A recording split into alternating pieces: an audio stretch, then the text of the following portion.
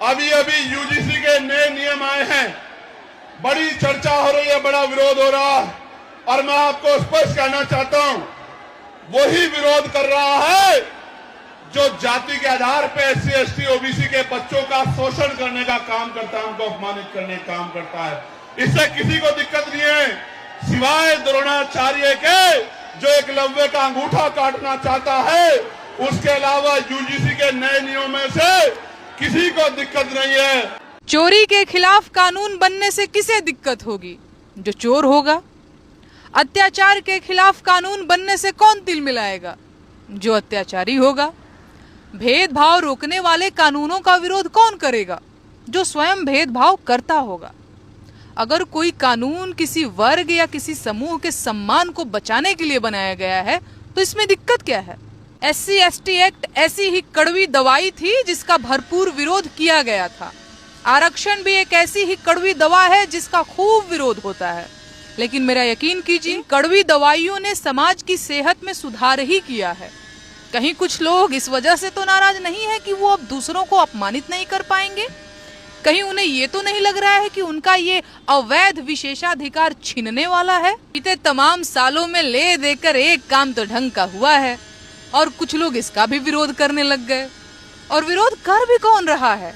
वही लोग जो अखंड भारत के नाम पर स्वास्थ्य, शिक्षा, रोजगार जैसी बुनियादी चीजों से समझौता करने को तैयार थे। अगर ये एक्ट पहले आ गया होता तो रोहित वेमुला जैसे कितने छात्र हैं जिनको अपनी जान ना गंवानी पड़ती। आप बताओ, सवर्ण छात्रों के केस में, मैं देखिए किसी जाति विशेष की बात नहीं करना चाहता हूँ, लेकिन हमें उदाहरण के साथ बता दिए जाए कि भेदभाव और शोषण के केस में कितने सवर्ण छात्रों को जान से हाथ धोना पड़ा, कितने हैं। और मैं कितने ही आपको सैकड़ों नहीं हजारों की संख्या में दलित, पिछड़े और आदिवासी छात्रों के नाम गिना सकता हूं जो शिक्षा के दौरान, हायर एजुकेशन के दौरान, जिन्हें अपनी जान से हाथ गंवाना पड़ा। आप सभी साथियों को क्रांतिकारी नमो बुधाय, जय भीम, जय भारत, जय संविधान। मैं रमनुजरन और आप देख रहे हैं अध्यात्म पावर। साथियों, वर्तमान समय में यूजीसी को लेकर काफी घमासान छिड़ी हुई है और घमासान छिड़ने की वजह साथियों ये है कि यूजीसी ने एक नया नियम ला दिया है। 15 जनवरी से ये नियम लागू किया गया है, जो पहले ऐसा नहीं था। कुल मिलाकर साथियों, जिस तरह से जाति उत्पीड़न देखने को मिल रहा था, किस तरह से भेदभाव देखने को मिल रहा था, और जो शोषणकारी थे उन पर किसी भी प्रकार की ठोस कार्रवाई नहीं हो पाती थी। इसीलिए जो बढ़ते अपराध थे, इन चीज़ों को रोकने के लिए यूजीसी ने 2026 में एक नया नियम लागू कर दिया है। और साथियों, ये नियम इतना तगड़ा है कि जो भी शोषणकारी थे, जो जातिगत अपराध करते थे, उनकी हालत खराब हो चुकी है। और इनके समर्थन में वही लोग जो जातिगत आधार पर भेदभाव करते हैं, वे लोग इनके समर्थन में आ गए हैं। लेकिन वही दूसरी ओर साथियों, जो 85% के बहुजन समाज के लोग हैं, वो काफ़ी खुश हैं और मोदी सरकार की तारीफ कर रहे हैं, क्योंकि मोदी सरकार ने जो ये फैसला सुनाया है, कहीं ना कहीं ये पहली बार देश हित के लिए साबित हो रहा है। और इस पर जो भी सनातनी लोग हैं, जो भी ब्राह्मण और सवर्ण समाज से यानी ठाकुर समाज से लोग आ रहे हैं, ये लोग खुलकर विरोध कर रहे हैं। जो हर हर मोदी, घर घर मोदी का नारा लगा रहे थे, वही अब प्रधानमंत्री मोदी को गाली तक दे रहे हैं साथियों। यहाँ तक कि तेली शब्द से संबोधित कर रहे हैं। तो ये प्रधानमंत्री मोदी जी के लिए समझने की बात है, क्योंकि जब इनके इशारे पर आप काम करेंगे तो फिर आपके नाम का ये झंडा लेकर घूमेंगे। लेकिन जैसे ही इनके खिलाफ आपने कोई कदम उठाया तो फिर आपकी जाति की बात आ जाएगी। अब भाई, प्रधानमंत्री नरेंद्र मोदी जो ओबीसी से आते हैं और बनिया जाति से आते हैं, यही कारण है कि जो भी जातंकवादी हैं, यानी जो यूजीसी एक्ट के खिलाफ हैं, वो प्रधानमंत्री व भाजपा को गाली दे रहे हैं। मतलब जितने भी सनातनी हैं भाजपा के खिलाफ उतर चुके हैं, और जो जातिवादी ढंग के हैं वो इस्तीफा भी दे रहे हैं साथियों। अब साथियों, आपको बता दें कि यूजीसी है क्या। दरअसल यूजीसी का full form university grants commission, यानी विश्वविद्यालय अनुदान आयोग। यूजीसी ने 2026 में नया नियम लागू किया है, और इस नियम के अनुसार यदि विश्वविद्यालय के अंदर कोई भी प्रकार का जातिगत भेदभाव नजर आया तो यूजीसी विश्वविद्यालय में जो फंड देता है, उस फंड पर रोक लगा सकता है। और इसी चीज को लेकर जितने भी सवर्ण समाज के लोग हैं विरोध कर रहे हैं। लेकिन साथियों, इस पर Bhim army chief Azad Samaj party के राष्ट्रीय अध्यक्ष व नगीना सांसद चंद्रशेखर आजाद ने 25 जनवरी 2026 को आगरा के ऐतिहासिक रैली के दौरान उन्होंने जमकर लताड़ लगाई उन लोगों को जिन लोगों ने कुछ न कुछ कमेंट किया या फिर विरोध किया।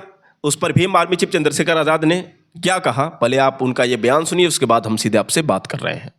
अभी अभी यूजीसी के नए नियम आए हैं, बड़ी चर्चा हो रही है, बड़ा विरोध हो रहा है, और मैं आपको स्पष्ट कहना चाहता हूं, वही विरोध कर रहा है जो जाति के आधार पर SC ST OBC के बच्चों का शोषण करने का काम करता है, उनको अपमानित करने का काम करता है। इससे किसी को दिक्कत नहीं है, सिवाय द्रोणाचार्य के जो एकलव्य का अंगूठा काटना चाहता है। उसके अलावा यूजीसी के नए नियमों में से किसी को दिक्कत नहीं है। और मैं सरकार को कहना चाहता हूं, चंद मुट्ठी भर लोगों की वजह से अगर यूजीसी पे फैसला वापस हुआ तो हम 85% बहुजन समाज के लोग सड़कों पे उतर के सरकार को बताने का काम करेंगे कि हमारे बच्चों के पे जो जितना जो है बड़ी बड़ी यूनिवर्सिटियों में सुसाइड और तमाम तरह के अटेम्प्ट हो रहे हैं, इस अपमान को, इस दर्द को हम लोग भूलने वाले नहीं है। ये चेतावनी भी मैं सरकार को देना चाहता हूं। तो दोस्तों, आपने सुना किस तरह से भीम आर्मी चीफ चंद्रशेखर आजाद ने कहा कि यूजीसी का वो लोग विरोध कर रहे हैं जो जातिगत भेदभाव करते हैं, जैसे दुराचार जैसे लोग जिनको एकलव्य का अंगूठा काटना है और वो लोग नहीं चाहते हैं कि अंगूठा काटने से रोका जा सके, इसलिए जितने भी द्रोणाचार्य जैसे लोग हैं वो खुलकर विरोध कर रहे हैं। लेकिन उन्होंने ये भी कहा कि अगर इन मुट्ठी भर के लोगों के समर्थन में सरकार यूजीसी का जो फैसला है इसको वापस लेती है तो मजबूरन हमें 85% लोगों के साथ मैदान पर उतरना होगा और सरकार को जवाब देना होगा। साथियों, तो मतलब ये साफ है कि भीम आर्मी चीफ चंद्रशेखर आजाद अब यूजीसी के समर्थन में आ चुके हैं। लेकिन साथियों, वही यदि बात करें नेहा सिंह राठौर की, तो नेहा सिंह राठौर भी चंद्रशेखर आजाद के साथ यूजीसी के समर्थन में आ चुकी हैं और उन्होंने कहा है कि चोरी करने वालों को डर तब लगता है जब चोरी करने पर इनको रोका जाता है, अत्याचार करने वालों को डर तब लगता है जब अत्याचार करने पर रोक लगाई जाती हो। ठीक उसी तरह से यूजीसी का विरोध वही कर रहे हैं जो जातिगत भेदभाव करते हैं। आखिर उन लोगों के खिलाफ नेहा सिंह राठौर ने क्या कहा, पहले आप नेहा सिंह राठौर की ये बात सुनिए, उसके बाद हम सीधे आपसे बात कर रहे हैं। चोरी के खिलाफ कानून बनने से किसे दिक्कत होगी? जो चोर होगा। अत्याचार के खिलाफ कानून बनने से कौन तिल मिलाएगा? जो अत्याचारी होगा। भेदभाव रोकने वाले कानूनों का विरोध कौन करेगा? जो स्वयं भेदभाव करता होगा। अगर कोई कानून किसी वर्ग या किसी समूह के सम्मान को बचाने के लिए बनाया गया है तो इसमें दिक्कत क्या है?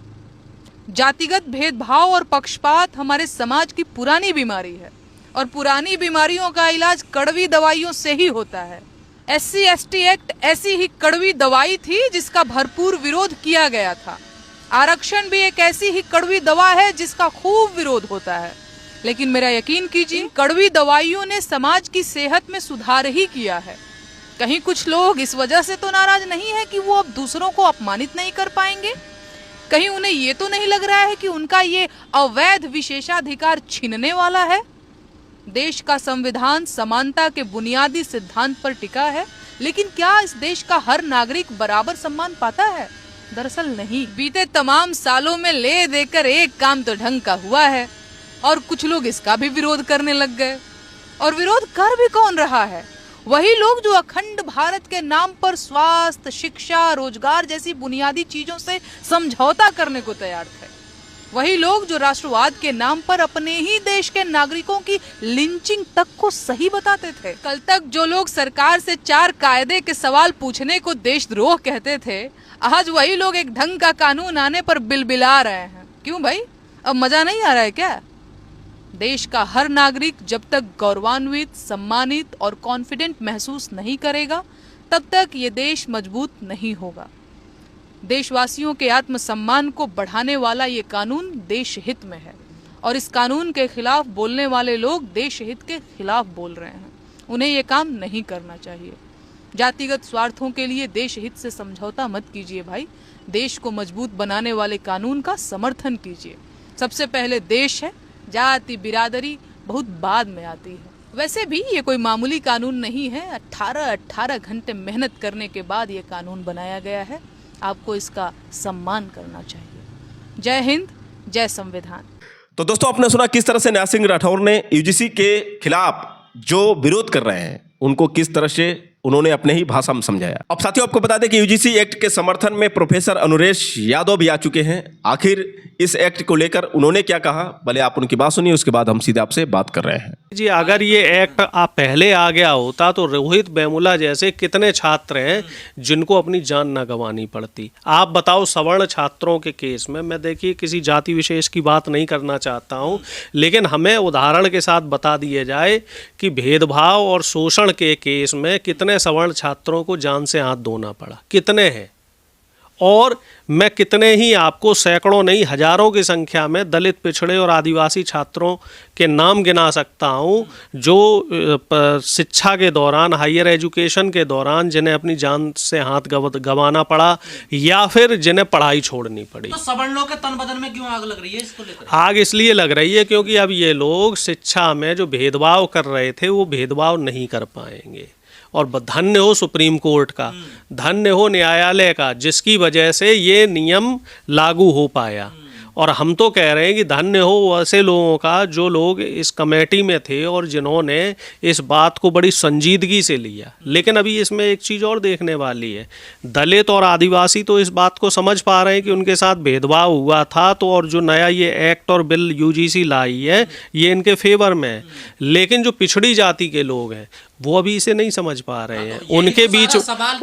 उनके बीच में अभी भी उदासीनता है। यही तो कहना है कि इसमें ओबीसी क्यों ऐड कर दिया? एससी एसटी सेल तो पहले से बना हुआ था, ऑलरेडी 2012 का नियम बना हुआ है, तो इसमें ओबीसी क्यों शामिल कर दिया? क्योंकि ओबीसी के ऊपर भी अत्याचार हो रहे हैं। मैं भी तो पिछड़ी जाति से आता हूँ और मेरी कोई अब की बात थोड़ी, मैं तो 90 के दशक में कई मामले ऐसे हुए 90 के दशक में। कई बार तो मैं शोषण का शिकार हुआ हूँ, कई बार तो मेरे साथ ऐसा भेदभाव हुआ, कई बार हुआ है मेरे साथ भेदभाव, और कई बार मुझे अपमान के घूंट पीने पड़े। मतलब यादवों के साथ भी ये होता है? अरे भाई साहब, यादवों के साथ तो पहले भी हो रहा था, अब भी हो रहा है। और तमाम ऐसी घटनाएं हायर एजुकेशन में तमाम ऐसी घटनाएं, चाहे पीएचडी में इंटरव्यू के मामले हों, चाहे आप किसी भी डिग्री में आप देख लो, कई डिग्री में जहाँ भी इंटरव्यू सिस्टम होगा तो वहाँ पिछड़ों के साथ इस तरह का भेदभाव आपको देखने को मिलेगा। क्योंकि रिटन परीक्षा में तो आप कुछ नहीं कर सकते। जो विरोध हो रहा है तो इसका मतलब क्या ये भेदभाव करते हैं ये लोग?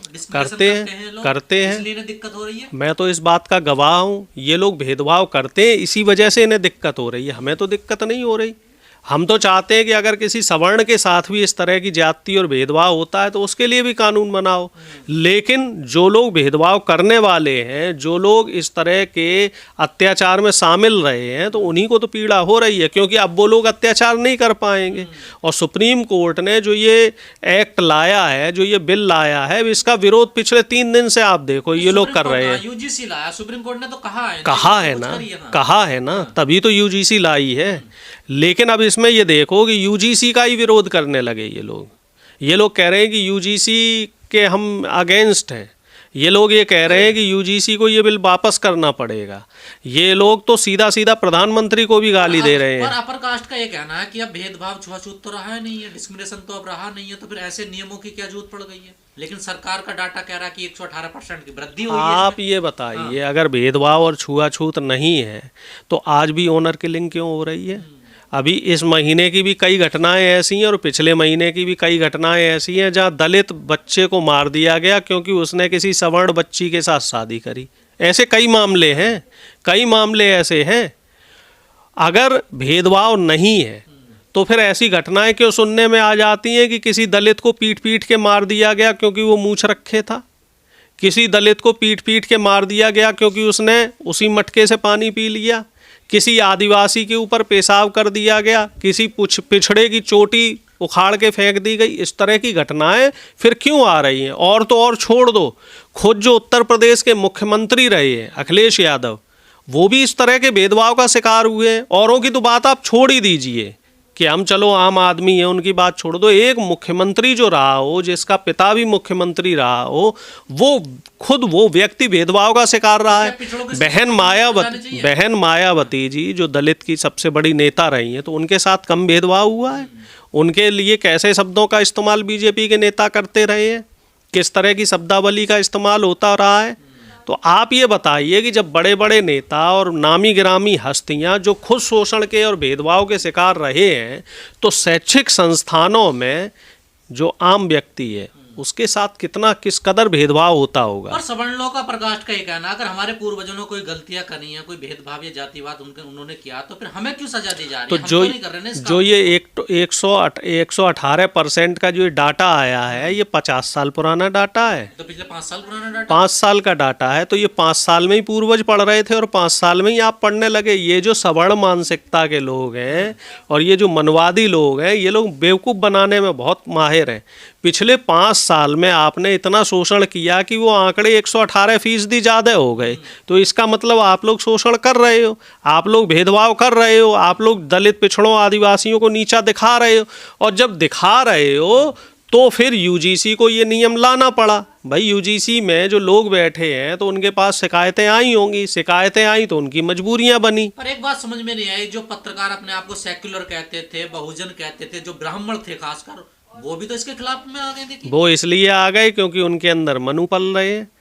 जहां भी दलित पिछड़ों के हक हकूक की बात आती है तो वहां 90% जो ये ब्राह्मणवादी जो सोच के लोग हैं, जो अपने आप को प्रोग्रेसिव बोलते हैं, उनके अंदर का मनु जग के आ जाता है।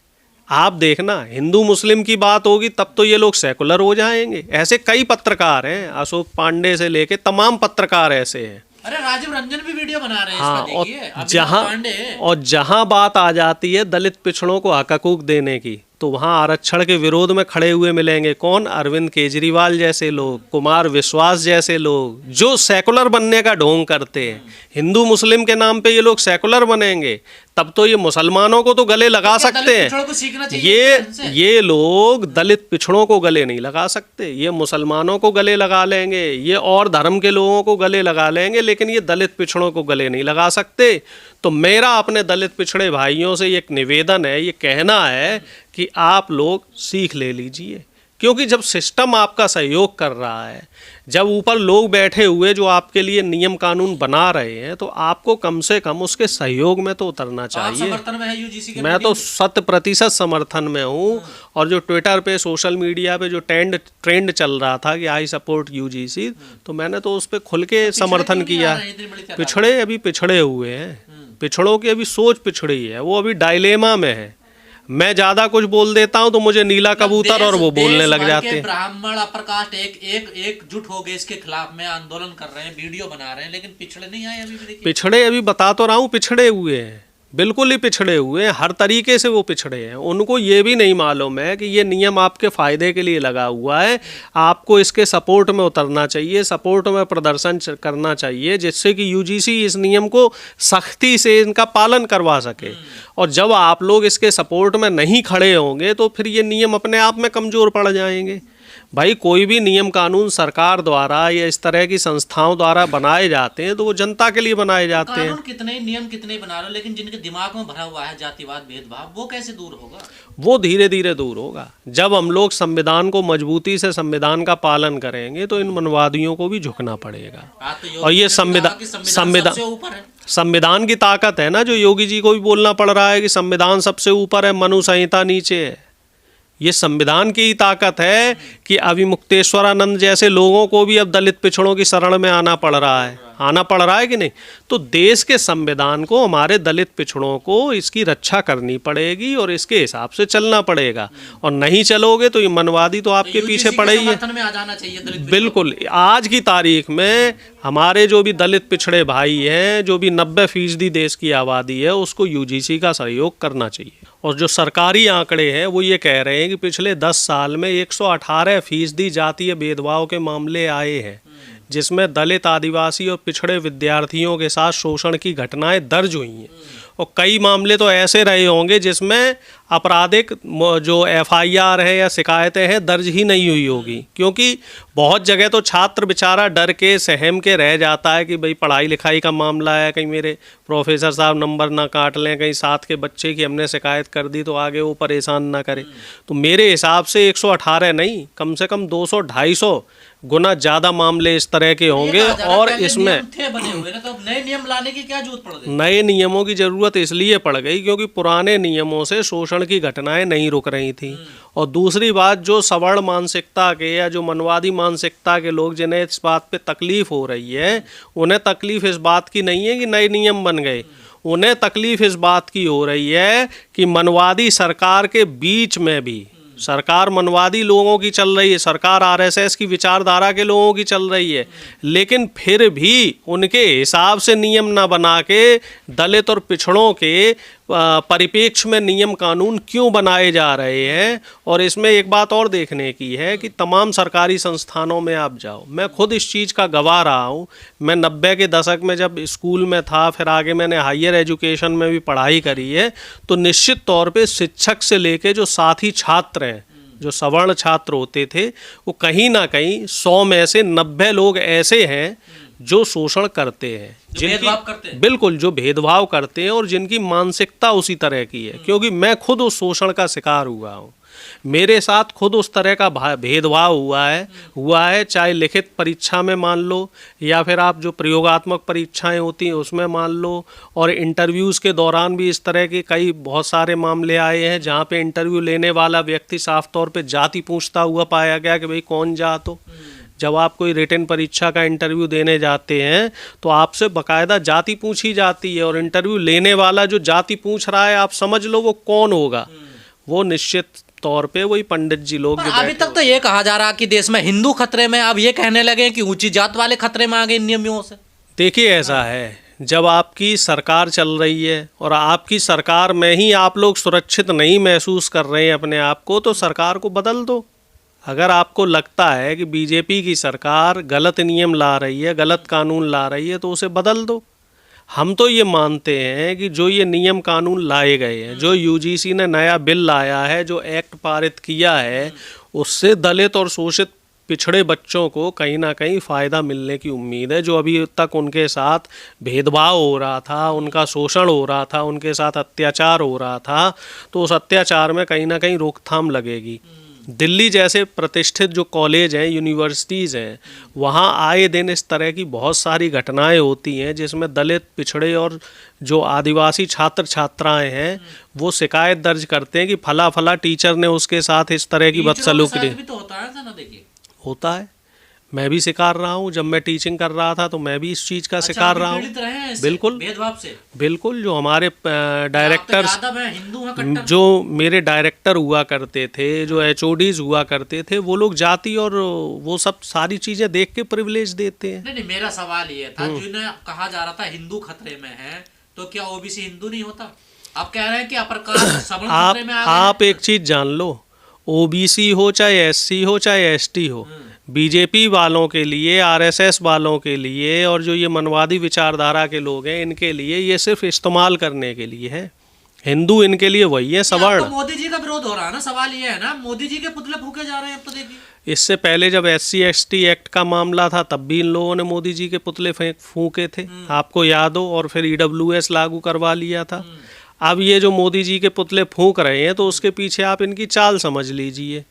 ये लोग बंद कमरे से कुछ और करवाना चाह रहे हैं। कहीं हो सकता है हायर एजुकेशन में जो सवर्ण लोग हैं उनको और कहीं प्रिविलेज दिलवाने की बात करवाना चाहते हो।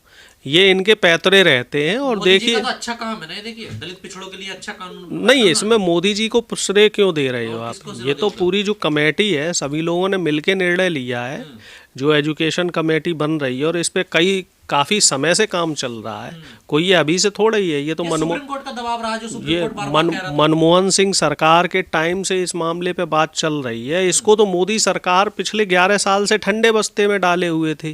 अब वो तो ये मानो कि कई लोगों ने हाई कोर्ट और सुप्रीम कोर्ट में इसमें याचिका दी। तो दोस्तों, आपने सुना किस तरह से भीम आर्मी चीफ चंद्रशेखर आजाद, न्याय सिंह राठौर और अरुणेश यादव ने खुलकर यूजीसी का समर्थन किया है। वैसे साथियों, आप लोग की क्या राय है, आप लोग कमेंट करके बताएं, और हो सके तो इस वीडियो को ज़्यादा से ज़्यादा शेयर करें। फिर मिलेंगे अगले वीडियो के साथ, तब तक के लिए क्रांतिकारी नमो बुधाय, जय भीम।